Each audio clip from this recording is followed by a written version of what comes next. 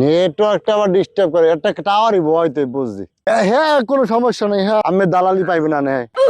এলাকার মানুষজন ভালোই আছে, টাকা পয়সা ভালোই দেয় আগো, সামনে ঈদ তো দেবে না হরবে কি, ইনকাম ভালো, সমস্যা নাই।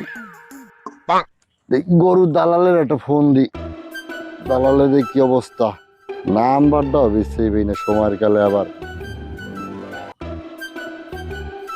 ওকে, নেটওয়ার্কটা আবার ডিস্টার্ব করে, একটা টাওয়ারই হয়তো বুঝছি। হ্যালো। হ্যাঁ ব্যাপারী সাহেব, হ্যাঁ কেডা? আমি ওই যে মোকলেস। কোন মুখলেস? আরে ওই যে খয়রাতি সেক্রেটারি মুখলেস। এখন ওই যে আমের ওই গরু যেটা দেখছিলাম এটা কত জানি চাইলেন?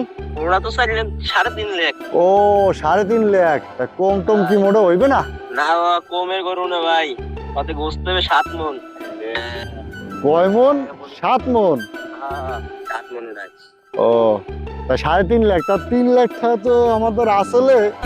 তা সমস্যা নাই, সন্ধ্যা হলে ওই দিকেই পুরো টাকাটা আমি গরুটা রাখিয়ে দিয়েন বুঝছেন। আর সন্ধ্যা হলে স্ট্যান্ডে যদি আরেকটা চক্কর মারি, হ্যাঁ 3.5 লাখ টাকা জোগাড় হয়ে যাবে, সমস্যা নাই। কোরবানি ফিরে আমি দিব বুঝছেন, কারণ ওই পোলাপানে ধরছে, কোরবানি দেওয়াই লাগবে।